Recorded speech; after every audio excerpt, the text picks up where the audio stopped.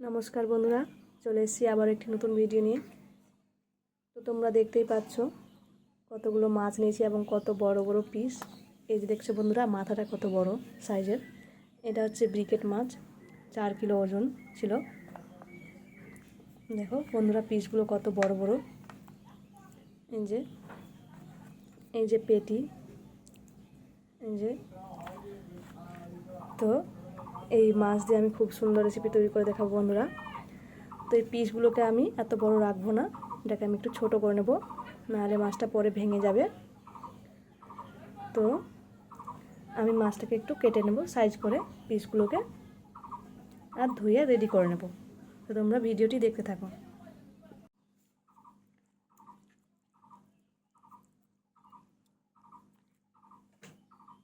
তো দেখো বন্ধুরা, আমি মাছ ধুয়ে নিয়েছি, ধুয়ে রেডি করে নিয়েছি। আমি সবগুলো মাছ নিইনি, আমি মাছের মাথাটা নিয়েছি। এই যে দেখছো কত বড় মাছের মাথাটা। আর আমি 3 পিসের মতন মাছ নিয়েছি। আর এটা মাছের পটকাটাও কত বড়, এটাও নিয়েছি। তো আমি প্রথমে মাছগুলোকে লবণ হলুদ দিয়ে মাখিয়ে নেব।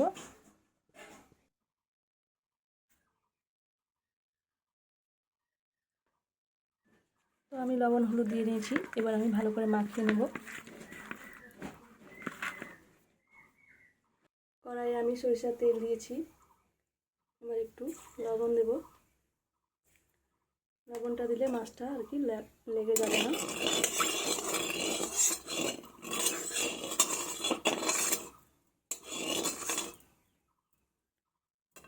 তেলটা ভালোভাবে গরম হয়ে গেছে, এবার মাছগুলো ছেড়ে দেব।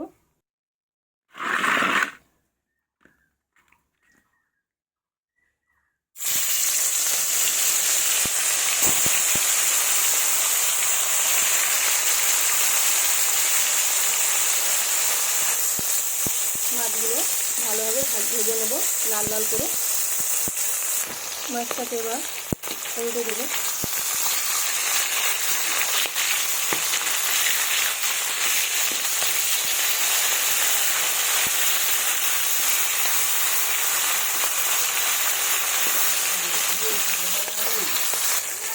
মাছগুলো আমার লাল লাল করে ভাজা হয়ে গেছে, এবার তুলে নেব। দেখুন বন্ধুরা,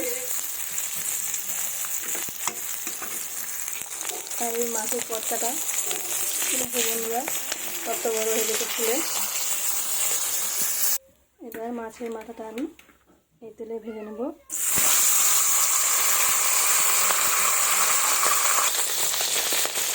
বন্ধুরা দেখো কত সুন্দর মাছের মাথা ভাজা হচ্ছে। এই যে দেখো, দেখতেই পাচ্ছ খুব সুন্দর মাছের মাথা খেতে আমার খুবই ভালো লাগে। তোমাদের কার কার পছন্দ লাগে আমাকে অবশ্যই কমেন্টে জানাবে। বন্ধুরা, তোমরা যারা আমার চ্যানেলটি এখনও সাবস্ক্রাইব করো, প্লিজ আমার চ্যানেলটি সাবস্ক্রাইব করো, লাইক কমেন্ট শেয়ার করো এরকম নতুন নতুন ভিডিও দেখার জন্য।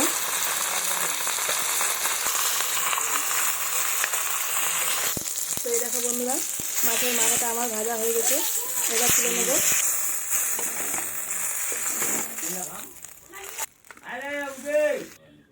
আমি আলু আর এই যে সঞ্জনা, এটা দেশি নয়, তো যেদিন দেশি সঞ্জনা আমার গাছ থেকে পাড়া হবে সেদিন আমি অবশ্যই দেখাবো বন্ধুরা। তো সঞ্জনা আর আলু কেটে নিয়েছি, এটাকে আমি তেলের মধ্যে ভেজে নেব। ওই তেলেই আমি আলু আর সঞ্জনাটাকে ভেজে নেব। পরিমাণ মতো একটু লবণ দেবো, আমি অল্প একটু লবণ আর হলুদ গুঁড়ো দিয়ে এটাকে ভেজে নেব ঢাকা দিয়ে দিয়ে। ঢাকাটা তুলে নেব। এই যে দেখো বন্ধুরা, অনেকটাই আমার ভাজা হয়ে গেছে, এইভাবে ভেজে নেব। তো আমার ভালোভাবে ভাজা হয়ে গেছে, এবার তুলে নেব। ওই তেলেই আমি আরেকটু তেল দিয়েছি, এবার আমি পেঁয়াজ কুচি দিয়ে দেব। অল্প একটু লবণ দেব, দিয়ে ভালোভাবে নেড়ে নেব, লাল লাল করে একটু ভেজে নেব। 5 ফোড়ন দিয়ে দেব, দিয়ে আবারও একটু নেড়ে নেব।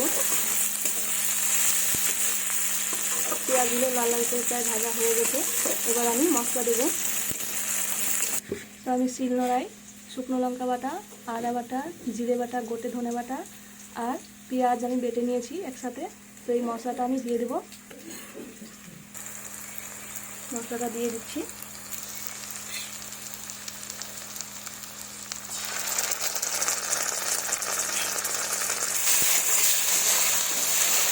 মশলাটা আমি দিয়ে দিয়েছি।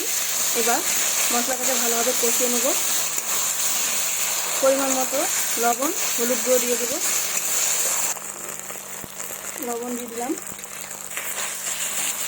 হলুদ গুঁড়ো দিয়ে দিলাম, লবণ হলুদ গুঁড়ো দিয়েছি। অল্প একটু জল দেবো, দিয়ে ভালোভাবে মশলাটাকে কষিয়ে নেব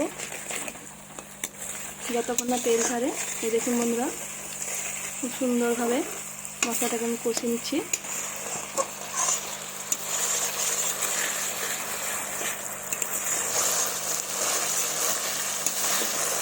এই দেখো বন্ধুরা, কত সুন্দর কালার বেরিয়েছে।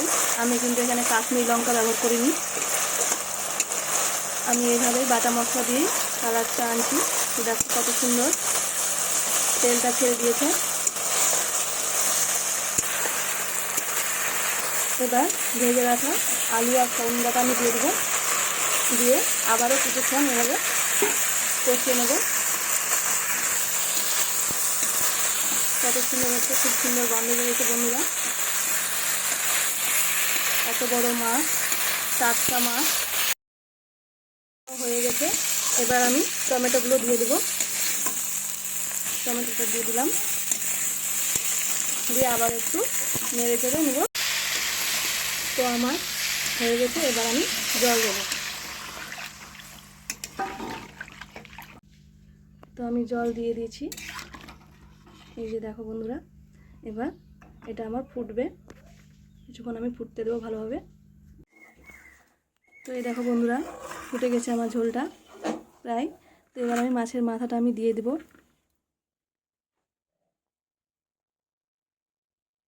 আর মাছের পিসগুলো আমি একটু পরে দেব, ভালোভাবে ফুটতে দেব। এবার আমি বাকি মাছগুলোও ছেড়ে দেব।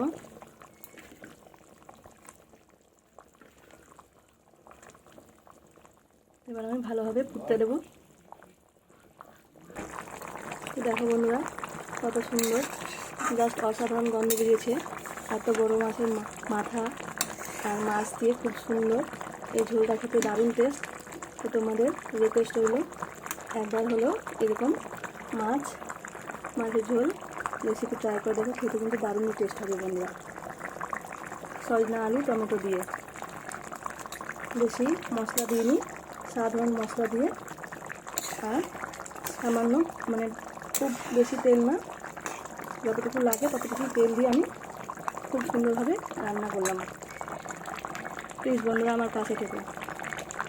এই দেখো বন্ধুরা, কাশ্মীরি লঙ্কার গুঁড়ো ছাড়াই এত সুন্দর রং, দেখতে তো খুবই সুন্দর হয়েছে বন্ধুরা, তাহলে খেতেও কিন্তু দারুণ টেস্ট হবে। এই দেখো, তো আমার ভিডিওটি এখানেই শেষ হচ্ছে বন্ধুরা। তোমরা কোথা থেকে আমার ভিডিও দেখছো অবশ্যই কমেন্ট করে জানাবে। তো ধন্যবাদ সবাইকে, দেখা হবে পরবর্তী ভিডিওতে।